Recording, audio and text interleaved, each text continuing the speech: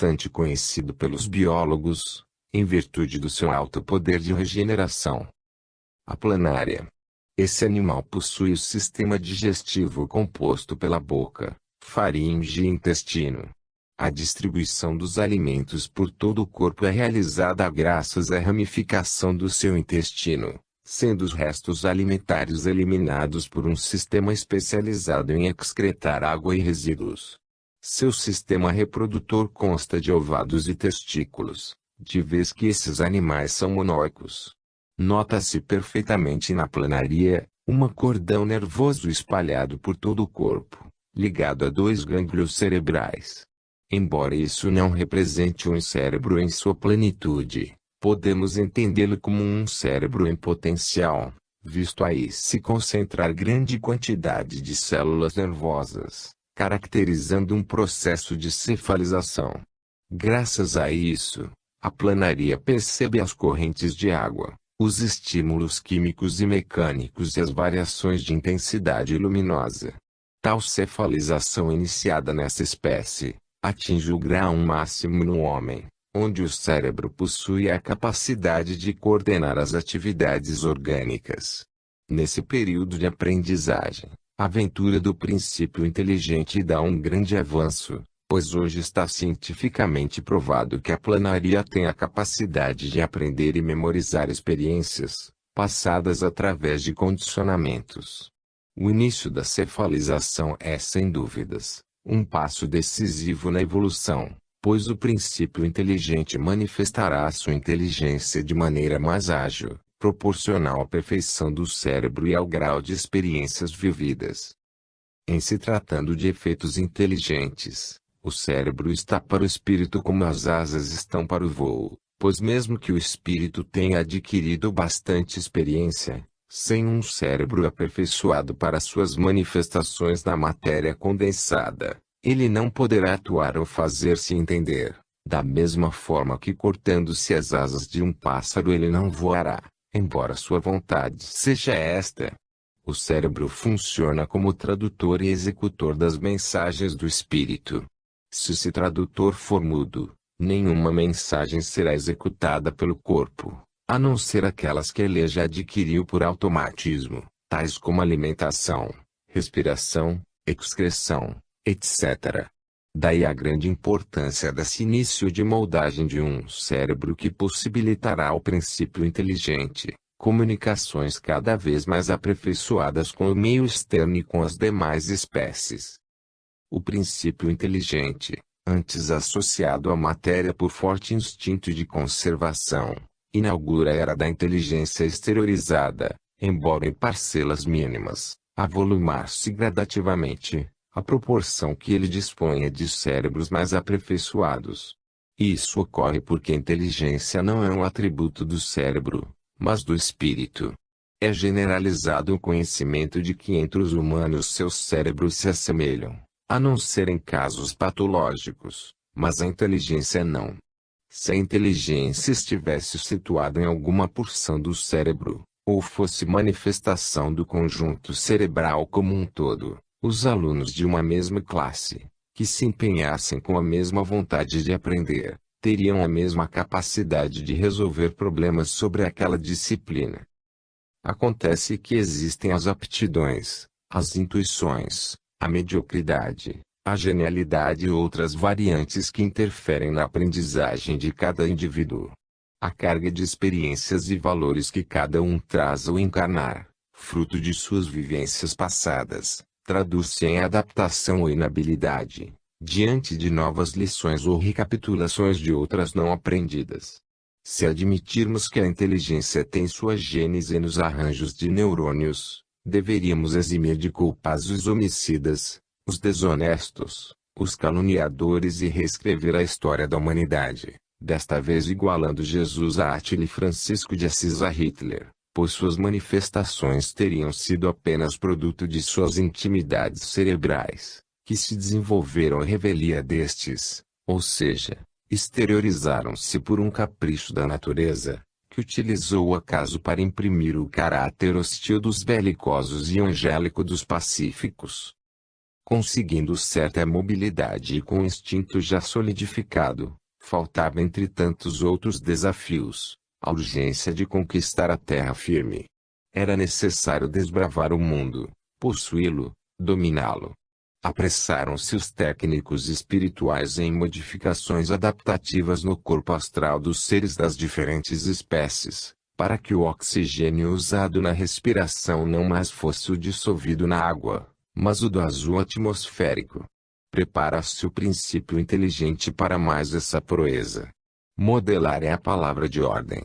Mas, como para modelar é necessário ter em mente o molde a ser materializado, e não havendo ainda o princípio inteligente passado pelo estágio planejado pelos técnicos siderais, este não poderia auxiliar com a sua força mental, forçando na matéria plástica a forma almejada. Todavia não se acomoda. Detendo em si o instinto, a ânsia de crescimento, a inteligência embrionária e a destinação luminosa, colabora no êxito da modelagem com uma espécie de certeza íntima de quem parte da obscuridade limitante para a luminescência triunfante. De regresso à Terra, já de corpo astral modificado, intensifica-se o exercício de afirmação das novas estruturas, em perseguição ao objetivo de plasmar um instrumento que permita ampliar a manifestação da inteligência sobre o planeta. Todavia, era apenas o início da grande batalha. Muitas dores ainda despontariam no horizonte evolutivo do orbe, não a dor kármica. A dor impulso, ordem, dinamismo, evolução. A dor como mestra da modelagem perispiritual. A dor que desatina sem doer, como lembrou Camões. Capítulo 23. Os nemateumintos. A partir do conjunto cérebro-sistema nervoso, a inteligência manifesta-se mais intensamente, dando mostras da estreita relação existente entre o princípio inteligente e o seu tradutor na matéria densa. Nos nemateumintos o corpo aprimora-se um pouco mais, apresentando um tubo digestivo completo com boca e ânus, permitindo que o alimento seja trabalhado, aproveitado e excretado em seus resíduos, por uma parte específica do corpo. Esses animais habitavam, e habitam ainda hoje, a água e a terra, permitindo que suas formas abriguem princípios inteligentes em seus inícios de caminhada. Possuindo musculatura longitudinal e um anel nervoso que circunda a faringe, estendendo suas ramificações para frente e para trás, conquistaram toda a terra em invasão de consequências previsíveis e vitória esperada. Aportou enfim o princípio inteligente em terra firme, após milhões de anos e incontáveis manobras sob a égide da didática recapitulativa. A fim de que nosso estudo não se torne monótono, citaremos somente as modificações que se adicionaram nas espécies e que são sinais demonstrativos da evolução. Os equinodermas. Nesses animais o princípio inteligente esforça-se na elaboração de estruturas esqueléticas. Na estrela do mar, nota-se a presença de 5 dentes calcários, sendo estes fortes e afiados, servindo para triturar os alimentos. Esse estágio parece ser o treinamento da condensação de estruturas resistentes que serviriam no futuro para proteção e sustentação. Os moluscos. Nos moluscos surgem os nefrídeos, embriões dos futuros rins, e a presença da respiração pulmonar. No sistema circulatório observa-se um coração dorsal que impulsiona o sangue para todo o corpo. Os anelídeos. Apresenta-se entre eles um novo tipo de respiração, através da pele. Nota-se também a existência de um sistema circulatório fechado. Um exemplo típico de anelídeos é a minhoca, habitante subcrosta, onde há o solo permitindo o ingresso de oxigênio para as raízes das plantas. Os artrópodes. Em seu caminho, já com milhões de anos em constante treinamento, vamos encontrar o princípio inteligente locomovendo-se sobre patas articuladas, formadas por juntas ou articulações móveis. As novas formas que agora se movimentam são as aranhas, os crustáceos, os insetos e os escorpiões. O corpo desses animais já apresenta certa rigidez, devido a um exoesqueleto de quitina. Os apêndices são utilizados na locomoção, captura de alimentos, trituração, limpeza do corpo, recepção de estímulos e demais funções relacionadas com a atividade do meio. O sistema circulatório do lagostim, que é um crustáceo, JA transporta alimentos, oxigênio e gás carbônico por todo o corpo. É formado por um coração, de onde partem vasos que encaminham o sangue para todos os órgãos. Pouco a pouco os órgãos e aparelhos são delineados, em obediência ao crescente aperfeiçoamento. Isso demonstra a atuação de uma inteligência que supervisiona a criação em todos os seus estágios, encaminhando-a para a conquista maior do livre-arbítrio. Os coroados. Nos cordados existe o preparo para a modelagem de uma coluna vertebral e, finalmente, ensaios para o ingresso entre os vertebrados. Nestes, o tecido altamente delicado do cérebro e da coluna é protegido por estruturas ósseas, ao mesmo tempo que o corpo adquire sustentação, permitindo-se maior resistência e posterior posição ereta. Os primeiros vertebrados foram os peixes, cuja respiração se faz através de brânquias retirando o oxigênio que se encontra dissolvido na água. Seguiram-lhes os passos na evolução os anfíbios, os répteis, as aves e os mamíferos. Os tecidos de um vertebrado adulto surgem a partir do ectoderme, mesoderme e endoderme. Do ectoderme originam-se a pele, o sistema nervoso e a hipófise. Da mesoderme diferenciam-se o esqueleto, os músculos, o aparelho urogenital, as membranas que revestem internamente os vasos sanguíneos e o coração, assim como a segunda camada da pele. Da endoderme estruturam-se o aparelho respiratório e digestivo. Há mais de 1 milhão de anos atrás, quando os primatas habitavam a Terra como o último produto da evolução, eis que uma raça de antropóides se diferencia das demais adquirindo forma humanoide e mudanças de hábitos. Queremos aqui ressaltar que o homem não surgiu do macaco, na interpretação que muitos atribuem a esse fato. O que houve na realidade é que uma certa raça de antropóides que apresentava características mais favoráveis a uma humanização, foi auxiliada por entidades espirituais de conhecimentos muito superiores, que introduziram na forma perispiritual e no código genético, significativas modificações, induzindo-a por ocasião do seu retorno à matéria, a uma transformação física. A prova de que tanto o homem como o macaco partiram de um ponto comum é o parentesco ainda existente em seus tipos sanguíneos, pois sabemos que o sangue dos macacos antropóides assemelha-se ao do homem quanto aos grupos.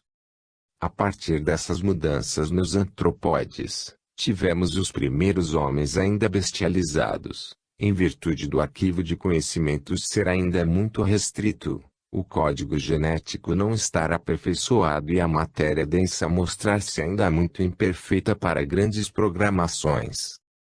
O índice cefálico do homem primitivo oscilava entre 450 a 650 centímetros cúbicos, o que pouco diferenciava dos outros antropóides.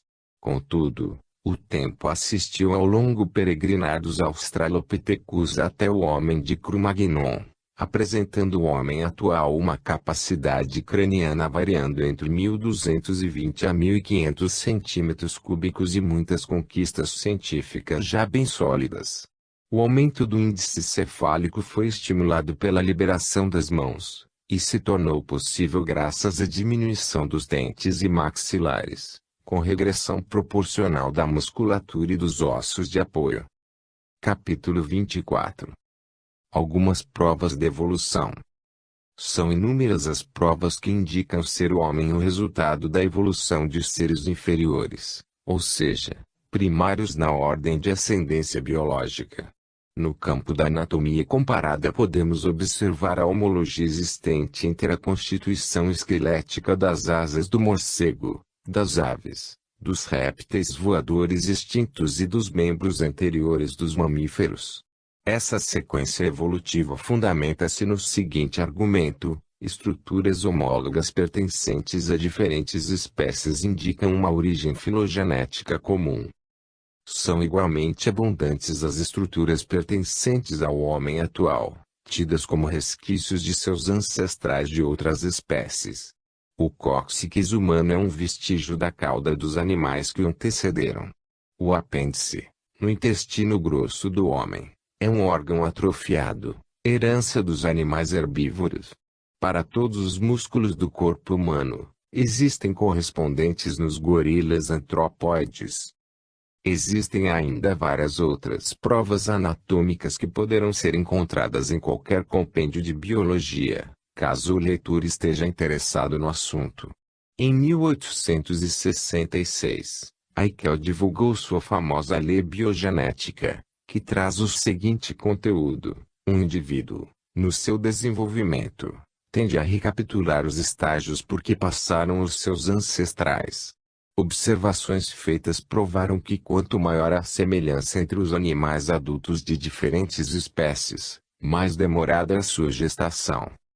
O embrião humano apresenta bolsas branquiais no primeiro mês de formação, apesar de ser pulmonar a sua condição respiratória.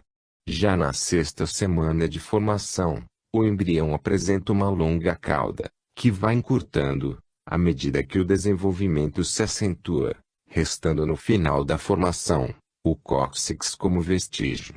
Estas são outras provas insofismáveis, confirmando que a espécie humana descende de animais em que esses órgãos eram ativos, conservando o embrião parte dos processos embrionários que impuseram brânquias aos peixes e cauda aos mamíferos. Um outro tipo de prova da evolução, situada no campo psíquico, é a regressão de memória. Nesse tipo de experiência, revela-se pelo próprio espírito, múltiplas passagens vividas no período uterino e pré-uterino, antes da última encarnação, mostrando aspectos já incorporados ao seu conteúdo intelecto-moral, os quais por força da redução vibratória perispiritual ficaram temporariamente adormecidos. Contudo, esse tipo de prova não dá margem a que se reconstrua o longo caminho percorrido pelo princípio inteligente, desde suas passagens pelo reino vegetal ou animal, o que ele mesmo não tem consciência. Ademais, para o espírito, o que interessa são as experiências profundas, aquelas que lhes enriqueceu o senso moral, a ciência, a fé, o amor, ou por outro lado, onde a dor funcionou como elemento gerador da ética, solidificando um caráter moldado no luminoso roteiro aconselhado por Jesus. Dessa maneira, o mais provável é que a regressão de memória, que revela os segredos íntimos de ser, faça vir à tona apenas tópicos correlacionados com esses aspectos a que nos referimos, ficando nos arquivos do tempo as experiências vividas pelo princípio inteligente nos primórdios de sua aprendizagem, já como aliado à forma condensada humana. Na maioria das vezes, o espírito procura lembrar daquilo que o tocou, que o sensibilizou, o enriqueceu ou o fez sofrer. Da mesma maneira que um velho, já não lembra de algumas de suas perantices infantis, mas gravou os momentos marcantes de sua vida. A regressão de memória não atinge níveis profundos de revelações no espaço-tempo, possibilitando apenas a revelação de fatos, sem reconstituir a história integral. É portanto uma prova parcial da evolução, mais precisamente, um indicativo de que o espírito retorna muitas vezes à matéria densa em diferentes períodos de tempo. A evolução anímica continuará procedendo seu lento trabalho de aperfeiçoamento, de maneira que o homem do futuro poderá apresentar um cérebro mais perfeito, dando margem à mais ampla atuação do espírito no campo condensado. Por não ter utilidade ou por não ser funcional, desaparecerão o cóccix e o apêndice, e quando por ocasião de sua conquista, vencer o canibalismo, iniciando um regime alimentar vegetariano, certamente serão substituídos seus dentes caninos. Nesse futuro, muito futuro, o ser espiritual estará mais purificado e suas ideias principais gravitarão em torno da instalação definitiva do reinado da fraternidade sobre a Terra. A ciência vigente estará unida à religião e o pronome de tratamento usado será apenas irmão. Comparação entre embriões de diferentes espécies. Capítulo 25. A humanização. Aos que desejarem religiosamente conhecer e se mostrarem humildes perante Deus, direi, rogando-lhes, todavia, que nenhum sistema prematuro baseie nas minhas palavras, o seguinte: o espírito não chega a receber a iluminação divina, que lhe dá, simultaneamente com o livre-arbítrio e a consciência, a noção dos seus altos destinos, sem haver passado pela série divinamente fatal dos seres inferiores, entre os quais se elabora lentamente a obra de sua individualização. Unicamente é datar do dia em que o Senhor lhe imprime na fronte o seu tipo augusto, o espírito toma lugar no seio das humanidades. A Gênese, Allan Kardec, capítulo 6, item 19. O livre-arbítrio. O homem tem o livre-arbítrio dos seus atos. Visto que ele tem a liberdade de pensar, tem a de agir. Sem livre-arbítrio o homem seria uma máquina.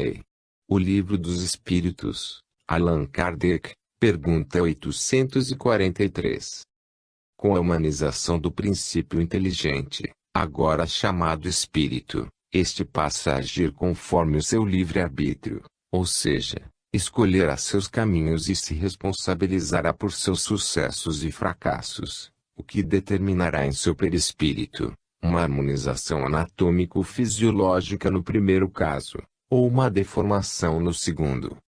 Conquistada a forma hominal, cabe ao espírito preservá-la em constante progresso, pois ele será o modelador do seu corpo através dos comandos mentais.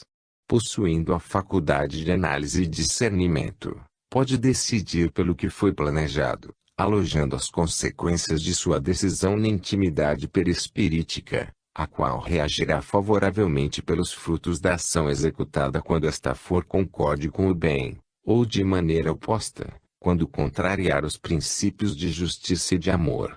Jamais poderemos dizer que a opção pelo mal se dá por efeito de pressões biológicas e ou psíquicas herdadas, ou atuantes no corpo como resultado da interação com o meio, tampouco por coação dos fatores sociais, político-econômicos, morais ou amorais vigentes.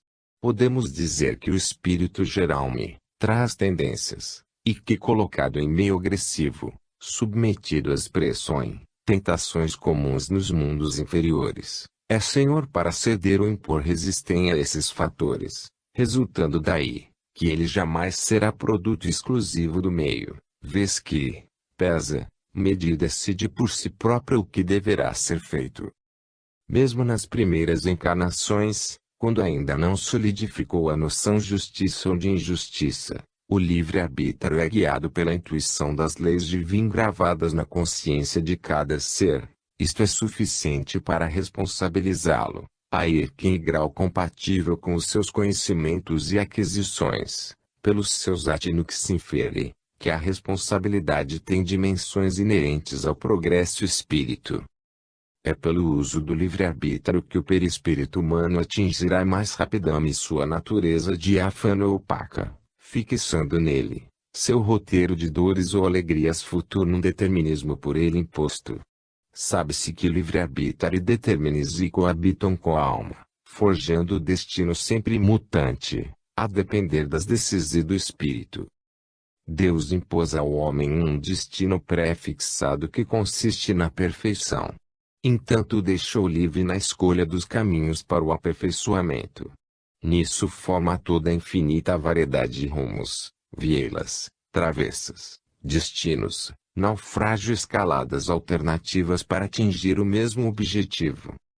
Aqueles que, portando o mapa do caminho mais curto onde o lírio e flores adentram-se em atalhos pedregosos sem o seguro abrigo da fé ativa, perdendo nos pantanais umbralinos, o fazem por livre vontade, no que devem arcar com consequências da escolha. O espírito é, portanto, senhor do seu destino, criador de suas dificuldades e construtor dos seus infortúnios e bem-aventuranças, modelador do seu perispírito usando a argamassa que o livre-arbítrio lhe permite.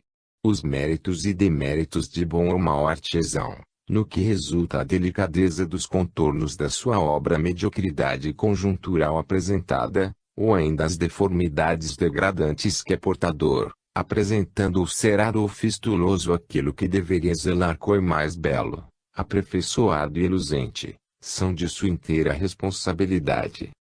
Capítulo 26. O cérebro perispiritual. O cérebro humano é um produto da evolução das espécies.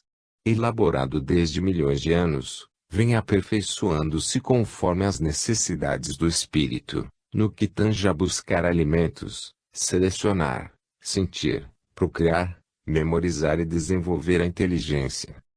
Saiu do simples impulso instintivo para a irritabilidade, passou pela sensação, adentrou-se no instinto e atingiu a razão.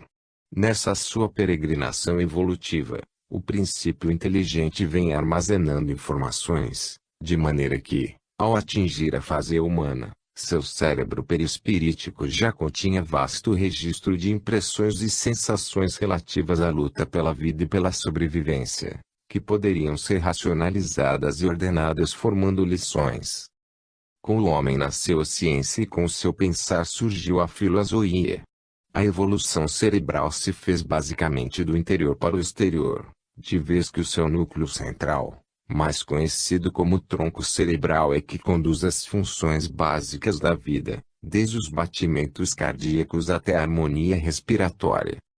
Nesse estágio, o que era mais importante e necessário para o princípio inteligente, era manter a vida frente às hostilidades do meio, adaptando-a e aperfeiçoando uma máquina material que lhe possibilitasse manifestação cada vez mais intensa no cenário terrestre.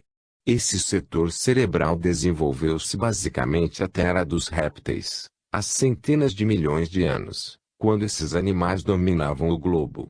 Segundo alguns autores, é pela cobertura do tronco cerebral que se exteriorizam a agressão e a defesa, os rituais, o princípio da territorialidade e da hierarquia social, noções básicas dirigidas pelos impulsos instintivos e adaptativos das espécies inferiores.